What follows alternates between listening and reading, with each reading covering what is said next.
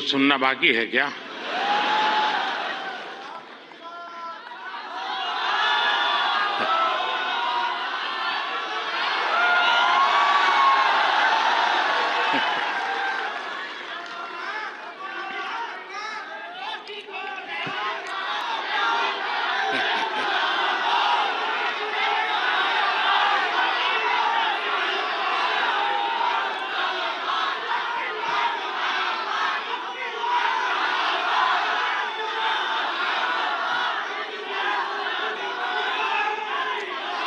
कैसे हैं आप सब लोग? थोड़ी सी वाइब भी तो चेक हो जाए।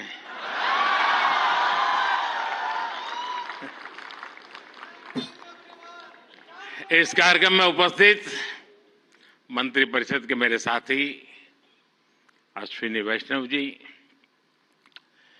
जूरी मेंबर्स भाई प्रसून जोशी जी, रूपाली गांगुली जी, देश के कोने कोने से यहां उपस्थित सभी कंटेंट क्रिएटर्स, देश के कोने कोने में इस आयोजन को देख रहे मेरे सभी युवा साथी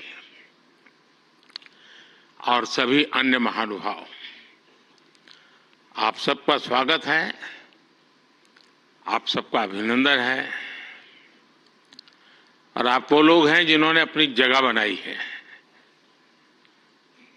और इसलिए आज उस जगह पे आप हैं, भारत मंडपम।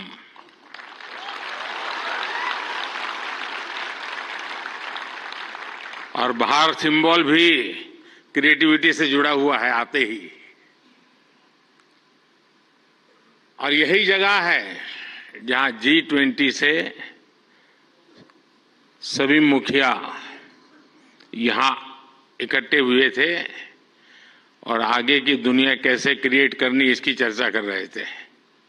और आज आप लोग हैं जो भारत का भविष्य कैसे क्रिएट करना उसकी चर्चा करने के लिए आए हैं।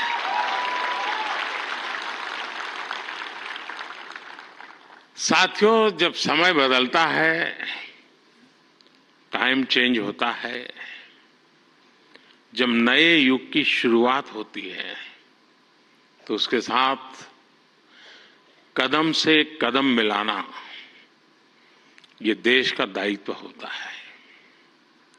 आज भारत मंडपम में देश अपने उस दायित्व को पूरा कर रहा है। पहले नेशनल क्रिएटर अवार्ड्स यानी पहला है, ये आयोजन नए दौर को समय से पहले पहचान देने का आयोजन है।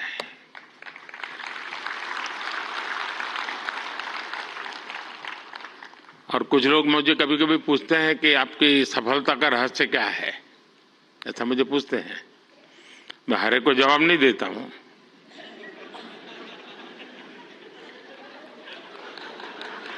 कोई रेस्टोरेंट वाला अपना किचन दिखाता है क्या?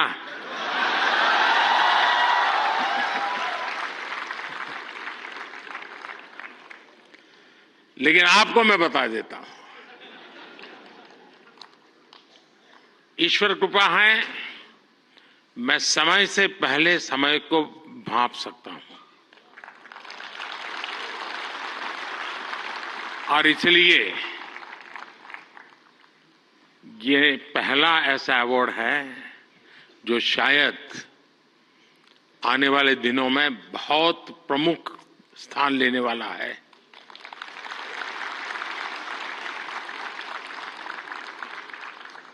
ये इस नए युग को एनर्जाइज कर रहे आप सब युवाओं को सम्मान देना, क्रिएटिविटी को सम्मान देना और समाज की रोजमर्रा की जिंदगी के प्रति जो संवेदनशीलता है उसको सम्मान करने का अवसर है। भविष्य में ये अवार्ड कंटेंट क्रिएटर्स के लिए बहुत बड़ा मोटिवेशन बनेगा उनके काम को एक बहुत बड़ी पहचान मिलने वाली है। आज जिन्हें नेशनल क्रिएटर्स अवार्ड मिले हैं, मैं उन विजेताओं को तो बधाई देता ही देता हूं, पर जिन्होंने इसमें बढ़ चढ़ करके हिस्सा लिया, क्योंकि बहुत कम समय मिला था, हम ज्यादा इस चीज को पॉपुलर भी नहीं कर पाए थे, और मैं नहीं चाहता था कि मैं इसमें और समय गंवाऊं, लेकिन जल्दी जल्दी में भी, इतने कम समय में भी 1.5-2 लाख क्रिएटिव माइंड्स इसके साथ जुड़ जाए, ये मेरे देश की भी एक पहचान बना देता है जी।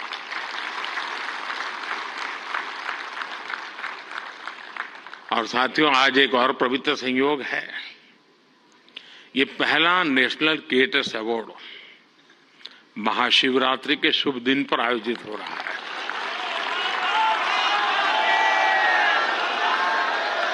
और मेरे काशी में तो शिव जी के बिना कुछ नहीं चलता है।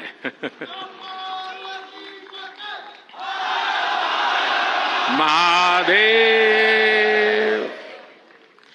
भगवान शिव भाषा, कला और क्रिएटिविटी के जनक माने गए हैं। हमारे शिव नटराज है। शिव के डमरू से माहेश्वर सूत्र प्रकट हुए हैं।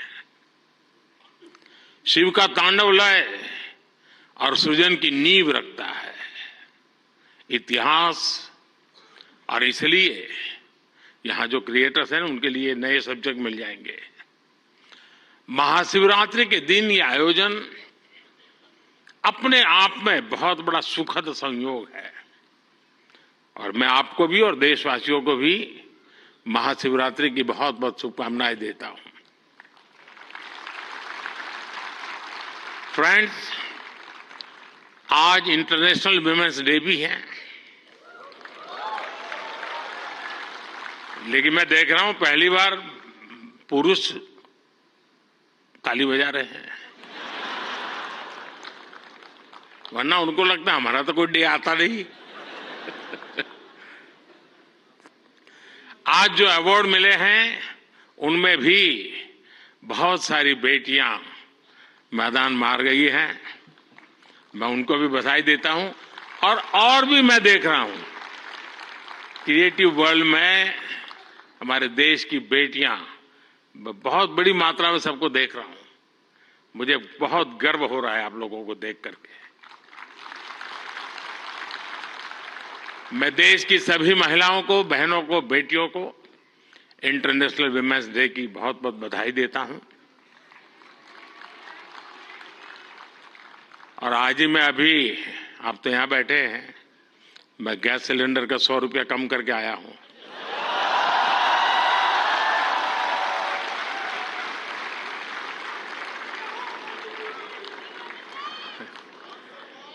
साथियों, किसी भी देश की जर्नी में किसी एक पॉलिसी डिसीजन या एक अभियान का कैसे मल्टीप्लायर इफेक्ट होता है, ये आप सबको देख करके पता चलता है। 10 साल में हुए डेटा रिवॉल्यूशन से लेकर सस्ते मोबाइल फोन्स, डिजिटल अभियान, इंडिया अभियान ने एक प्रकार से कंटेंट क्रिएटर्स की एक नई दुनिया क्रिएट कर दी है। और पहली बार ऐसा हुआ होगा जब किसी सेक्टर की युवा शक्ति ने सरकार को प्रेरित किया हो, सरकार को मजबूर किया हो कि कब तक बैठे रहोगे, इसको भी सोचो। और इसलिए भी आप बधाई के पात्र हो। आज के इस अवार्ड फंक्शन का क्रेडिट अगर किसी को जाता है तो भारत के मेरे युवा मन को, हर डिजिटल कंटेंट क्रिएटर को जाता है। साथियों, भारत का हर कंटेंट क्रिएटर एक और बात को रिप्रेजेंट करता है। हमारे युवाओं को अगर सही दिशा मिले तो वो क्या कुछ नहीं कर सकते हैं। आपने कंटेंट क्रिएशन का कोई कोर्स नहीं किया है ही नहीं तो क्या करोगे?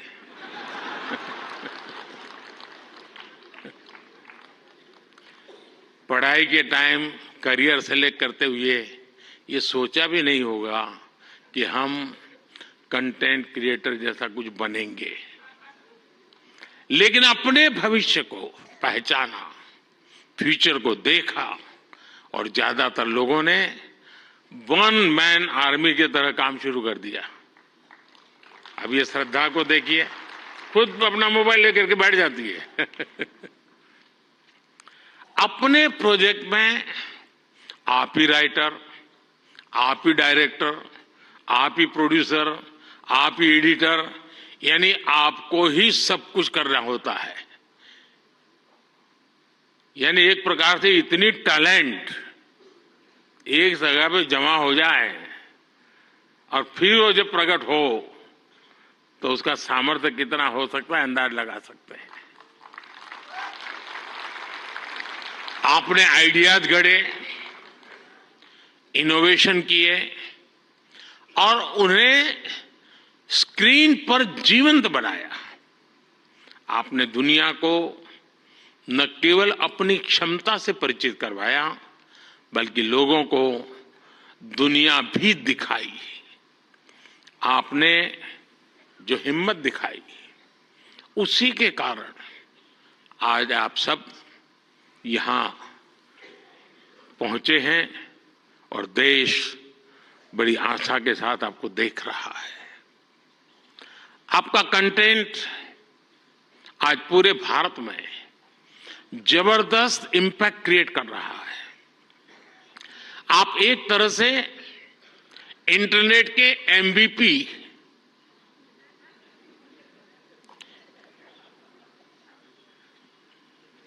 ठीक है ना? थोड़ा दिमाग खपाओ, क्रिएटिविटी बताओ अपना। जब मैं आपको एमपीपी कहता हूं मतलब मोस्ट वैल्यूएबल पर्सन बन गए। साथियों, आप सभी जानते हैं कि जब कंटेंट और क्रिएटिविटी आपस में कोलैबोरेट करते हैं तो इससे एंगेजमेंट बढ़ती है। जब कंटेंट डिजिटल से कोलैब करता है तो ट्रांसफॉर्मेशन आता है। जब कंटेंट पर्पस से कोलैब करता है तो इससे इंपैक्ट दिखता है। और आज जब आप लोग यहां आए हैं तो मुझे भी बहुत सारे विषयों पर आप लोगों से कोलैब रिक्वेस्ट करनी है।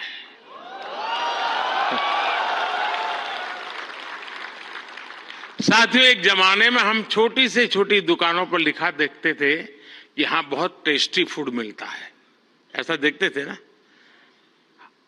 कोई भी कहे वहां क्यों खाना, तो बोले टेस्टी फूड है। लेकिन आज हम देखते हैं कि दुकान वाले लिखते हैं कि यहां हेल्दी फूड मिलता है। अब टेस्टी नहीं लिखता है, हेल्दी फूड मिलता है। क्यों बदलाव आया? तो ये एक बदलाव समाज में भी आ रहा है।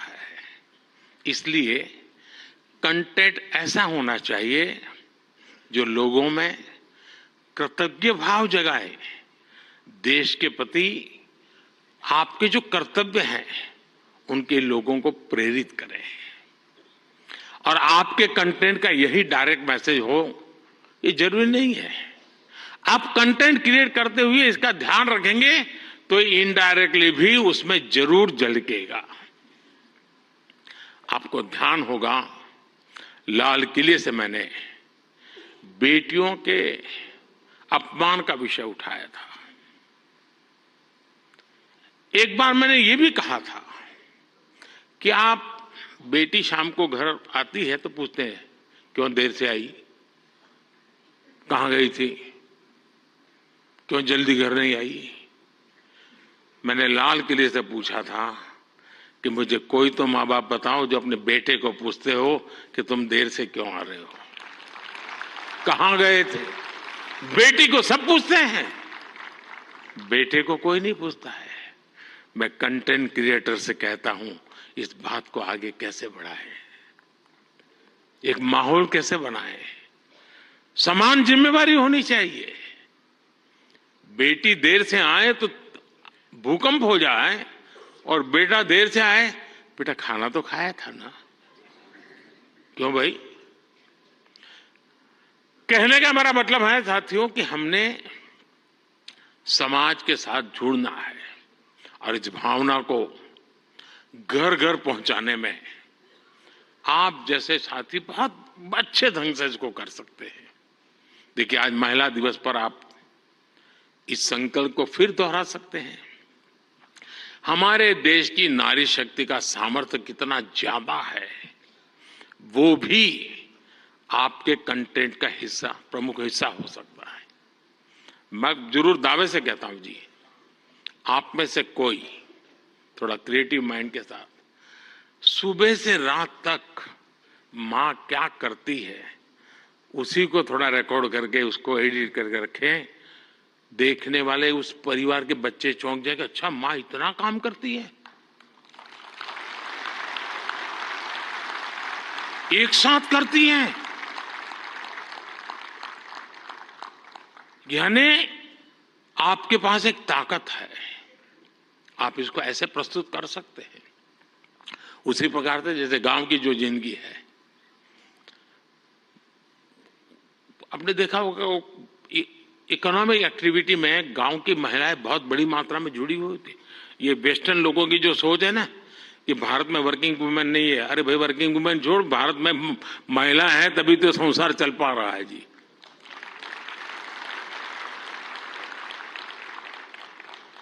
गांव में आप देखेंगे इतनी इकोनॉमिक एक्टिविटी हमारी माताएं बहनें करती है। अगर ट्राइबल बेल्ट में जाएंगे, पहाड़ों में जाएंगे, तो आपको मैक्सिमम इकोनॉमिक एक्टिविटी हमारी माताएं बहनें करती हैं जी। और इसलिए हमारी क्रिएटिविटी के द्वारा हम ये जो गलत परसेप्शन बने हैं ना, बड़े आसानी से बदल सकते हैं, हकीकतों के आधार पर बदल सकते हैं। और मैं मानता हूं हम इसको करना चाहिए।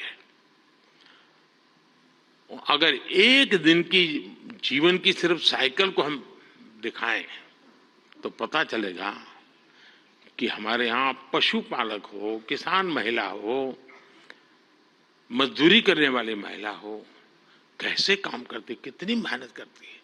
साथियों, स्वच्छ भारत की सफलता से आप सभी परिचित हैं और आपने उसमें सहयोग भी किया है, लेकिन ये तो निरंतर चलने वाला जन आंदोलन है। कहीं पर भी कोई सफाई की अच्छी चीज आती है, अब जैसे मैंने अभी एक रील देखा, कोई टाइगर पानी पीने जा रहा है और उसमें प्लास्टिक के बोतल देखता है, तो टाइगर मुंह से प्लास्टिक का बोतल उठाता है और कहीं पर जगह पे छोड़ने के लिए चला जा रहा है। अब इसका मतलब मोदी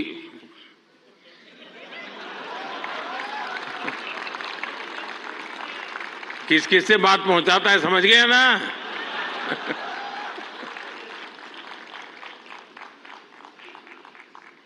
अब उसके माध्यम से आप भी पहुंचा सकते हैं।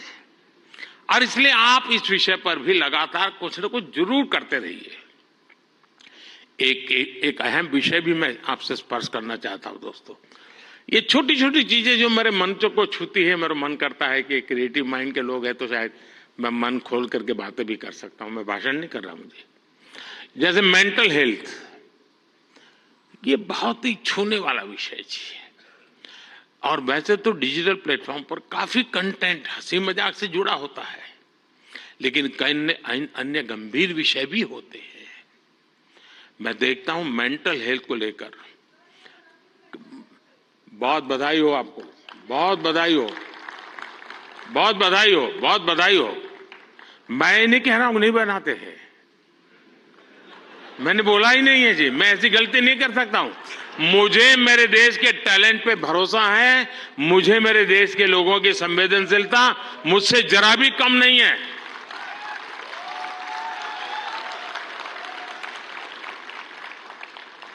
लेकिन ये ऐसे और जो लोग इस प्रकार से सोचते हैं वो ज्यादा क्रिएटिव है, ऐसा मैं कह सकता हूं।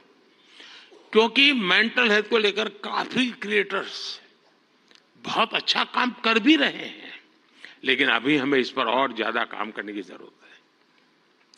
और हो सके तो लोकल लैंग्वेज, गांव के अंदर एक परिवार में अगर ऐसा बच्चा है, उनके लिए क्या हो सकता है? बड़े शहर में 5 स्टार दुनिया में तो होगा, क्योंकि उनकी जिंदगी में ये बहुत जरूरी है जी। उसी प्रकार से एक बहुत बड़ा महत्वपूर्ण विषय है बच्चों में स्ट्रेस का। हमें पता नहीं होता है, पहले तो हमारा जॉइंट फैमिली होता था और बच्चे कभी दादी संभाल लेती थी, कभी दादा संभाल लेते थे, कभी नाना, कभी चाचा चाची, भाभी भाई। अब माइक्रो फैमिली है, दोनों लोग चले गए हैं, आया के पास बैठा है, पता नहीं उसको स्ट्रेस का क्या स्थिति है, कुछ पता नहीं है। अब जैसे एग्जाम का समय होता है, स्टूडेंट्स में रिजल्ट को लेकर के चिंता बहुत बढ़ जाती है, सांस फूलने लग जाती है। रिजल्ट आने वाला, फोन पर दोस्तों तो कह रहे जैसे रिजल्ट अभी आ गया हो, लेकिन धीरे धीरे धीरे पारा गर्म हो जाता है। मैंने कोई 12-15 साल पहले एक छोटी सी फिल्म देखी थी। उस जमाने में तो उतना वीडियो कोई पॉपुलर नहीं था, लेकिन मेरी ये रुचि है जानना, समझना, सीखना। और उसमें ये बताया गया था कि कुछ भी गलत निर्णय लेने से पहले बेहतर जीवन जीना ज्यादा आसान है और कितना जीवन सुंदर बनता है। और उस बच्चे को एग्जाम देनी होती थी, उसको लगता है ये सब मैं नहीं कर पाऊंगा, तो आत्महत्या करने के लिए सोचता है। शायद उसके जो क्रिएटर होंगे उसको याद आ जाएगा, मुझे पूरा याद नहीं, क्योंकि मैंने 15-16 साल पहले इसको, 20 साल हो गए होंगे। तो उसको मन करता है कि मैं रस्से से टांग करके जान दे दूं, तो रस्सा खरीदने जाता है। तो वो उसे पूछता है कितने फीट चाहिए लंबा, तो वो सोचता है फीट क्या होता है, तो जाके पढ़ाई करता है, फीट ऐसे होता है। फिर वो कहता है उसको वो हुक चाहिए, तो लोहे का चाहिए, कैसा चाहिए, उसकी पढ़ाई का। फिर उसके ध्यान में आता है यार मरने से ज्यादा तो पढ़ना सरल है। बहुत ही अच्छी फिल्म बनाई है उसने, हार्डली 7-8 मिनट की होगी। लेकिन जब मैंने उसको देखा, और वो ये जो आत्महत्या करने का मूड बन जाता है बच्चों का, छोटी सी चीज है लेकिन उसके जिंदगी को एक नई राह दिखा देती है। अब आप भी जानते हैं मैं परीक्षा पे चर्चा का कार्यक्रम करता हूं। आपको लगता है कई लोगों को मजाक उड़ेगा क्या यार के प्राइम मिनिस्टर है, बच्चों के साथ परीक्षा पे चर्चा करता रहता है, फालतू समय का। मैं जानता हूं दोस्तों, मैं कोई सरकारी सर्कुलर नीचे निकाल करके बच्चों की जिंदगी नहीं बना सकता। मुझे उनके साथ जुड़ना पड़ेगा, उनको जानना पड़ेगा, जी जान से जुटना पड़ेगा। और उस समय यानी बारिश के बाद अगर मैं खेत में काम करूं तो काम का है, परीक्षा के दिनों में उसकी बड़ी ताकत होती है। और इसलिए मैं हर साल रेगुलरली ये कार्यक्रम करता हूं, क्योंकि मेरे मन में यही होता है कि इन बच्चों के साथ में कुछ बातें करूं, खुल करके बातें करूं। हो सकता है किसी को एक आध चीज काम आ जाए, उनके मन को छू जाए, उनका हाथ पकड़े, उनकी हैंड होल्डिंग करे, उनके माँ बाप को लगे, टीचर को लगे। साथियों ये सारे काम मैं तो रील बनाने के लिए समय नहीं निकाल सकता, तो मैं ऐसे काम कर लेता हूं, लेकिन आप तो वो भी कर सकते हैं जी। क्या हम ऐसा कंटेंट और ज्यादा बना सकते हैं जो यूथ में ड्रग्स के नेगेटिव इफेक्ट्स को लेकर अवेयरनेस लाए?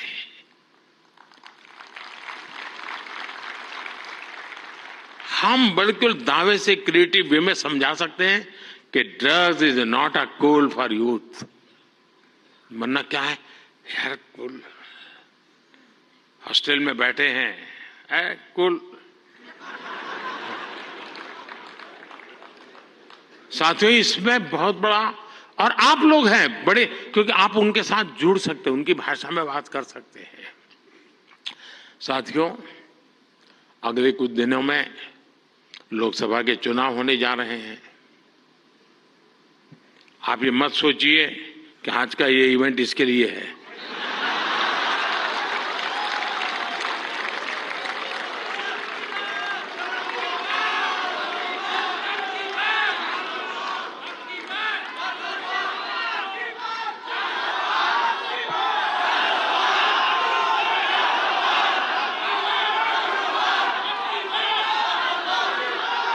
और मैं आपको गारंटी देता हूं कि हो सका तो नेक्स्ट शिवरात्रि पर भी, या तो डेट कोई और हो सकती है, या ऐसा कार्यक्रम मैं ही करूंगा।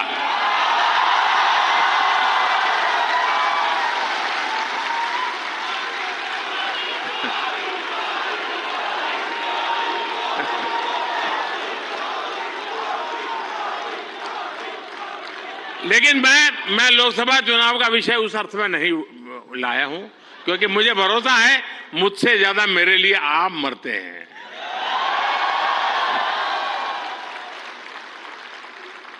और आप मेरे लिए इसलिए मरते हैं क्योंकि मैं आपके लिए जीता हूं, और जो अपने लिए नहीं जीता है उसके लिए मरने वाले बहुत होते हैं जी।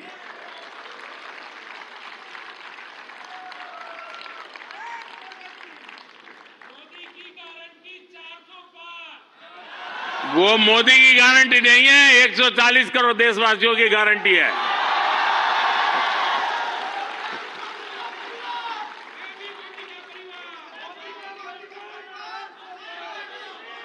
ये बात सही है, ये मेरा परिवार है। साथियों, मैं जो लोकसभा चुनाव की बात कर रहा था, और एक क्रिएटिव वर्ल्ड के लोग बहुत बड़ा काम कर सकते हैं। क्या हम ऐसा कुछ कर सकते हैं कि हमारे यूथ और खास करके हमारे फर्स्ट टाइम वोटर, उनको हम जागरूक करने के लिए क्या कर सकते हैं, और उसको पता हो कि वोट देना यानी किसी को जिताना हराने का काम नहीं है जी। वोट देने का मतलब है तुम इतने बड़े देश की निर्णय प्रक्रिया के हिस्सेदार बने हो, तुम देश का भविष्य बनाने वाले एक महत्वपूर्ण पार्टनर हो। ये उस तक पहुंचना जरूरी है जी। उसको कभी ये मत कहिए किसको वोट दो, लेकिन आप उसको जरूर कहिए कि वोट तो देना ही चाहिए। वो तय करेगा किसको देना किसको नहीं देना, वो तय करेगा, लेकिन वोट देना चाहिए, ये उसको जरूर कहना चाहिए। और मैं मानता हूं हमारे देश में, दुनिया के देश जहां जैसे जैसे समृद्धि बढ़ती गई, वोटिंग पैटर्न घटती गई। दुनिया में देश समृद्ध हुए, लेकिन अलग अलग व्यवस्थाओं ने समृद्धि तक ले गए और बाद में लोकतंत्र की दिशा में गए। भारत 100% लोकतंत्र के ही अधिष्ठान को लेकर के समृद्ध राष्ट्र बनने के सपने को लेकर के चला है, और दुनिया के लिए मॉडल बनने वाला है जी। ये दुनिया के लिए बहुत बड़ा मॉडल बनने वाला है, लेकिन उसमें मुझे मेरे देश के नौजवानों की भागीदारी चाहिए। 18, 19, 20, 21 साल के देश। साथियों, हम अपने आसपास देखते हैं कि जो दिव्यांगजन होते हैं, स्पेशली एबल्ड होते हैं, उसमें बहुत प्रतिभा होती है, टैलेंट होता है। आप उनके लिए भी एक बड़ा माध्यम बन सकते हैं, उन्हें सपोर्ट कर सकते हैं। हमारे दिव्यांगजनों में जो इनहेरेंट ताकत होती है, उसे बाहर लाने की आवश्यकता है। उसे भी सोशल मीडिया की शक्ति से जोड़ने की जरूरत है। साथियों, एक और विषय है भारत का इन्फ्लुएंस, भारत के बाहर और ज्यादा बढ़ाने का। आज दुनिया में आप में से जो भी परिचित होंगे विश्व के साथ, आज भारत का तिरंगे का बहुत आन बान शान है, भारत के पासपोर्ट की आन बान शान है कि नहीं है? है ना? आपने देखा होगा यूक्रेन से बच्चे जब निकल रहे थे, तिरंगा झंडा दिखा दिया, काम चल जाता था जी।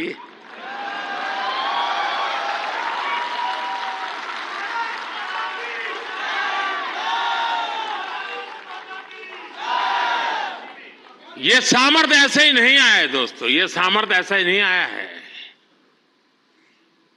इसके पीछे एक मिशन बोर्ड में तपस्या की गई है। दुनिया में आज वातावरण बदला है, लेकिन उसको और अधिक, आज भी दुनिया में कुछ परसेप्शन ऐसे ही है हमारे लिए, हम उसको बदल सकते हैं क्या? और मैं मानता हूं, मुझे याद है मैं एक बार किसी एक देश में गया था, तो एक इंटरप्रेटर मेरे साथ था। तो परिचय वो कंप्यूटर इंजीनियर था, उस सरकार में काम करता था। तो मेरी मदद की उसने, 3-4 दिन मेरे साथ था वो, तो परिचय हो गया। तो आखिर में उसने कहा, साहब आपको बुरा न लगे तो एक सवाल पूछना चाहता हूँ। मैंने कहा क्या? नहीं साहब, आपको बुरा नहीं लगेगा ना? मैं कहा नहीं दोस्त, 3-4 दिन से आप देख रहे हो, बुरा लगने का सवाल नहीं, आप जरूर पूछिए। नहीं रहने दो साहब, नहीं पूछता हूँ। नहीं, मैंने कहा पूछो यार। उसने कहा, साहब क्या अभी भी आपके देश में सांप सपेरे जादू टोना यही होता है क्या? ये मुझे पूछा गया सवाल था जी। मैंने कहा देख दोस्त, हमारे लोग तो उस जमाने में तो बड़े ताकतवर थे, तो सांप बाप उनके लिए बड़ा बायात का खेल था। अब मैंने कहा हमारी ताकत बहुत कम हो गई है, और धीरे धीरे करके मैंने कहा वो माउस पे आ गए हैं। लेकिन मैंने कहा वो माउस से पूरी दुनिया को हिलाते हैं। साथियों, मेरे देश का ये जो सामर्थ्य है ना, इस सामर्थ्य को हम आज अगर विदेश में बैठे किसी शख्स को, मैं समझता हूं हमारे सामर्थ्य से आकर्षित करें, उनको लाने की दिशा में हमारा काम हो, हम अपने कंटेंट को ऐसा क्रिएट कर सकते हैं। आप पूरी दुनिया में भारत के डिजिटल एम्बेसडर्स हैं दोस्तों, और मैं मानता हूं ये बहुत बड़ी ताकत है। आप फ्रिक्शन ऑफ सेकंड दुनिया में पहुंच सकते हैं। आप वोकल फॉर लोकल के ब्रांड एम्बेसडर्स हैं। मैं कल श्रीनगर में गया था, तो एक नौजवान से मेरी बातचीत हो रही थी। मैं हैरान हूं, जो वो सिर्फ शहद का काम करता है, मधुमक्खी पालन का काम करता है, और आज ग्लोबली उसने अपनी एक ब्रांड पहुंचा दी है जी, जस्ट डिजिटल वर्ल्ड के माध्यम से। और इसलिए साथियों, आइए हम एक साथ मिलकर एक क्रिएट ऑन इंडिया मूवमेंट, मैं बहुत जिम्मेवारी के साथ आप लोगों से अपेक्षा कर रहा हूं, क्रिएट ऑन इंडिया मूवमेंट की शुरुआत करें।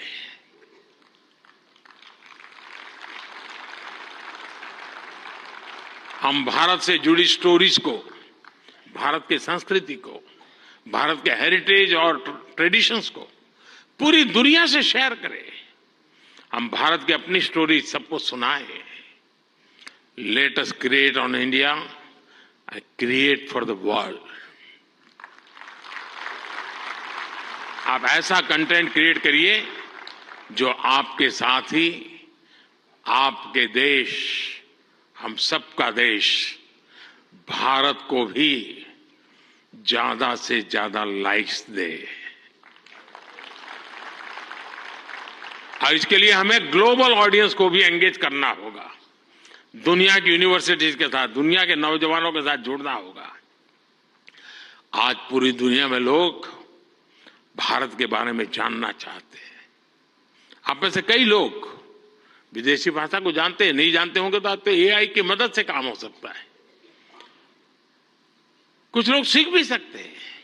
आप ज्यादा से ज्यादा यूएन लैंग्वेज में, जर्मन, फ्रेंच, स्पेनिश जैसे लैंग्वेज में कंटेंट बनाएंगे तो आपकी और भारत की भी रीच बढ़ेगी। हमारे अड़ोस पड़ोस के देश हैं, उनकी भाषाओं में हम कुछ करें, हमारी एक अलग पहचान बनेगी। और आपने देखा होगा पिछले दिनों बड़ा महत्वपूर्ण डिसीजन हमने लिया है।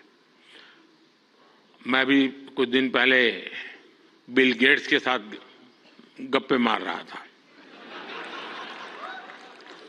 तो ऐसे ही एआई वगैरह सारे विषयों पे बहुत चर्चा निकली। कभी उसके विषय में जरूर आपको पता चलेगा। लेकिन हमने अभी कल ही एक डिसीजन लिया है, हम एआई मिशन को, और मैं मानता हूं दुनिया देख रही है कि भारत एआई में क्या काम करेगा, क्योंकि भारत लीड करेगा, मान के चलिए दोस्तों, क्योंकि मैं आपके भरोसे बोल रहा हूं। उसी प्रकार से आपने देखा होगा सेमीकंडक्टर, जिस प्रकार से भारत सेमीकंडक्टर की दुनिया में आगे बढ़ रहा है, और मैं बताता हूं कि हम 2G 4G वगैरह में बहुत पीछे रह गए, 5G में हमने लीड कर लिया। वैसा ही हम बहुत तेजी से सेमीकंडक्टर की दुनिया में हम दुनिया में अपनी जगह बना लेंगे दोस्तों, और देखते ही देखते हम छा जाएंगे। और ये मोदी के कारण नहीं, मेरे देश के नौजवानों के कारण, मेरे देश के टैलेंट के कारण। इतना सामर्थ्य है।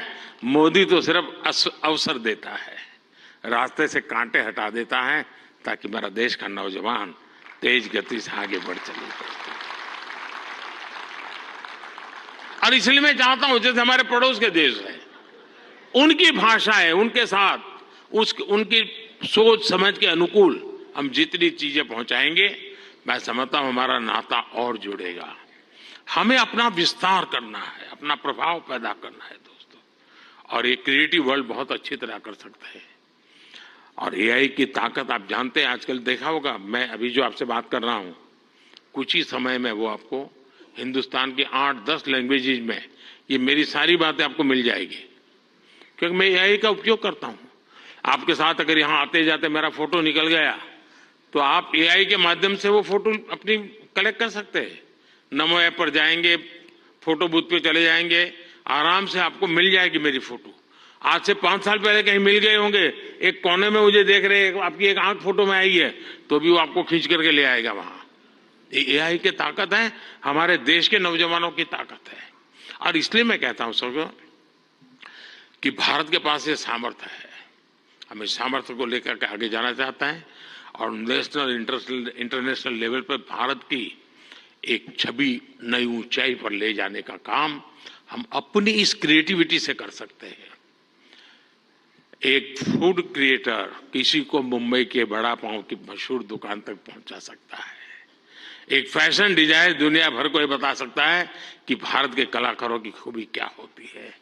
एक टेक क्रिएटर पूरी दुनिया को बता सकता है कि मेक इन इंडिया से हम क्या बना रहे हैं और भारत में इनोवेशन कैसे बढ़ रहा है।